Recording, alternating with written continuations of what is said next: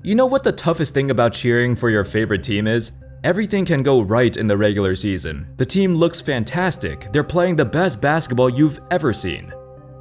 But then, right when the playoffs start, or during the playoffs, an untimely injury occurs. An injury to a very important player that basically means their playoff run might be over. They spent all season long preparing for this moment, and yet an injury out of their control completely ruins their chances to win the title. In this video, let's take a look at some of the unluckiest NBA players when the playoffs roll around, not just currently, but in years past as well. How's it going, folks? My name's Andy, and without further ado, let's get started. Chris Paul and Blake Griffin. Chris Paul's unlucky streak spans multiple seasons, and the thing with Paul is that he's unlucky not only because he himself gets injured, but his teammates always get injured too. This goes all the way back to 2011 on the Hornets. His teammate and the team's leading scorer, David West, suffered a torn ACL a few weeks before the playoffs started. The 7-seed Hornets were already the underdogs against the Lakers, but Paul had a historically great series, especially when it came to his efficiency. The series went to 6 games without West, but had he been there, who knows? The Lakers were shaky that year as they got swept by the Mavs in the next round. It was a real possibility the Hornets could have knocked him out if they were fully healthy. Fast forward to 2013, and Paul was now on the Clippers, and just led them to 56 wins.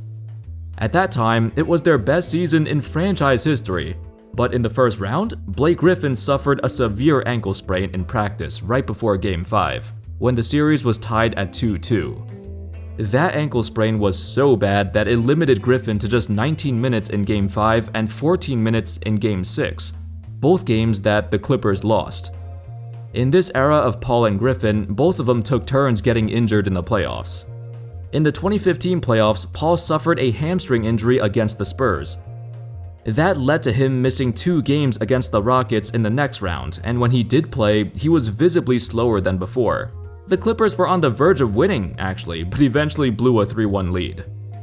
The year after, 2016, both Paul and Griffin got injured in the first round, with Griffin aggravating a quad injury in Game 4, and Paul breaking his hand, also in Game 4. The series was tied at 2-2, but without both of their superstars, they lost the next 2 games and the series. In 2017, Griffin was injured yet again. He suffered a toe injury in Game 3, and once again, the Clippers lost in the first round.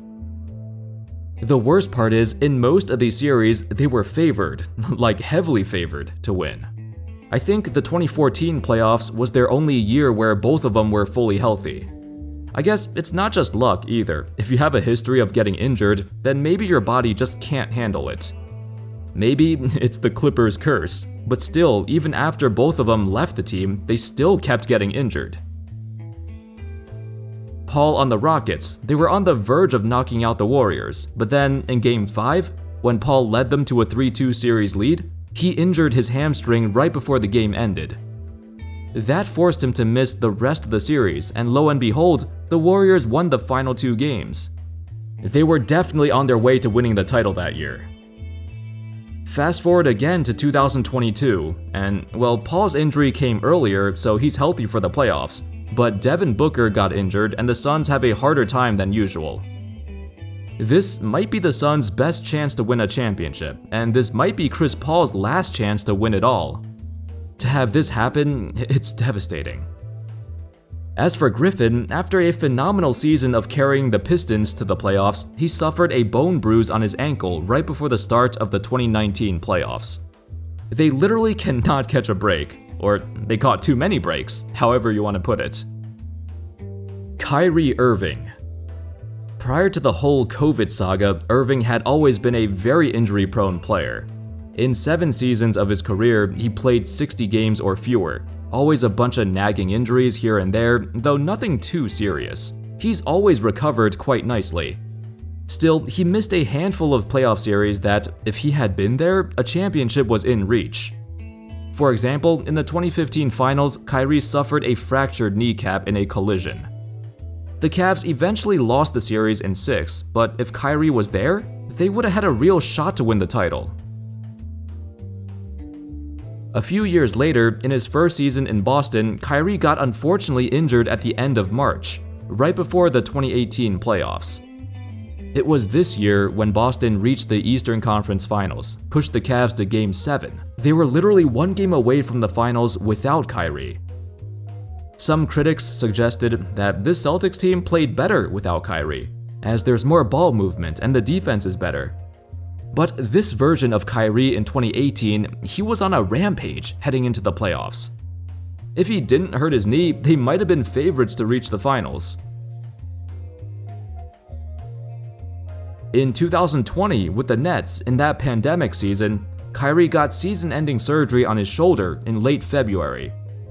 Despite the late reboot to the season in Disney World, it still wasn't enough time for him to recover. On the bright side, even though Kyrie's had a plethora of untimely injuries, he bounced back numerous times. After multiple knee surgeries, shoulder surgery, he still recovered 100%. Tracy McGrady and Yao Ming. Let's go back in time a bit and reminisce about a duo that never lived up to the hype, mostly cause injuries. Not just in the regular season, but in the playoffs too, T-Mac and Yao could never stay healthy. In 05 and 07, they were actually both somewhat healthy for the playoffs, but it resulted in two disappointing Game 7 defeats in the first round. It turns out those were the only two playoff runs where both of them were healthy. In 06, they missed the playoffs entirely because of injuries sustained in the regular season. In 08, they won 55 games, but Yao got injured prior to the playoffs again. In 09, T-Mac got injured before the playoffs, and Yao got injured in the middle of the second round. It was here where they pushed the eventual champion Lakers to 7 games before losing. That was probably the best chance they had to win the title that year. Yet the crazy thing is, both T-Mac and Yao were on the sidelines, watching. It's kind of funny when you think about it. The Rockets played the best basketball of this period when neither of their superstars were playing. Still, I would have liked to see how a healthy T-Mac and Yao would have fared against the Lakers in 09. This roster was deeper than it's ever been. A bunch of role players basically pushed them to the brink of elimination. This Rockets team, they had a shot. They really did if they got past the Lakers. Overall, this saga of T-Mac and Yao was filled with setback after setback.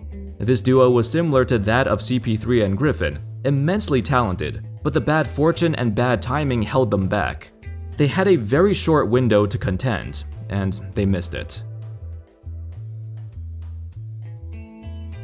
Jamal Murray. Murray tore his ACL in April of 2021. What makes his situation extremely unlucky is that not only was he in the midst of having the best season of his career, but during this time, Jokic registered 2 MVP caliber seasons. So far, they were the best 2 seasons of Jokic's career, but it was essentially a waste because Murray was not around for the playoffs. As great as Jokic is, he can't do it alone. He needs his sidekick back. For all we know, Jokic has already entered the peak of his prime. This is the start of the best stretch of his career. He's playing even better than we thought he was capable of. There's just nothing to show for it but a few early playoff exits. Murray's injury, it was just horrible timing. Right when Jokic is peaking, Murray is watching from the sidelines. Kawhi Leonard. For a guy who's already a multiple-time champion, Kawhi also had a couple of unfortunate incidents in the playoffs. It wasn't many, but those few were so drastic that they changed the NBA landscape. The first one happened, of course, in 2017, as y'all know. That moment when Zaza Pachulia stepped underneath him on a jump shot. Kawhi was absolutely cooking them in Game 1. He had 26 points near the start of the third quarter, and the Spurs were up by over 20 points, displaying an absolute dominance over the heavily favored Warriors. Sadly, he did not return, and the Spurs got swept. This moment changed history. Little did everyone know this was the last time we'd see Kawhi in the playoffs with a Spurs jersey. That entire next year was filled with drama and uncertainty. The extent of Kawhi's injury was unknown. It wasn't just his ankle, but his quads as well. He kept a very private circle of acquaintances, which led to communication issues with the Spurs medical staff. Eventually, he forced his way out of San Antonio. This one injury changed the course of the Spurs. Their franchise superstar at the age of 26 did not want to be there anymore. A few years later, in 2021, Kawhi suffered another serious injury in the playoffs. It was a partially torn ACL that caused him to miss the rest of the postseason, and also the entire 2021-22 season. This one was awful, because even though the Clippers were the 4th seed, they were also arguably the best team in the conference. They hit their stride at the right time and were 2 games away from the finals. If only they had Kawhi, they had a legit shot to win the title. It was also a major surprise Kawhi missed an entire season due to a partially torn ligament. I mean, I guess we know Kawhi is super careful about injuries now, so it's expected. It's still kinda sad that in his first 3 years in LA, he only had 1 healthy season. And that whole Clippers vs Lakers super team hype, that never happened, at least not yet. Anyway, that's all folks. Those were some of the unluckiest players in recent NBA history. What are your thoughts on these players in this video? How do you think some series would have changed had they not get injured? Thank you all so much for watching. I hope y'all enjoyed the video, and of course, as always, I'll see you next time. Peace.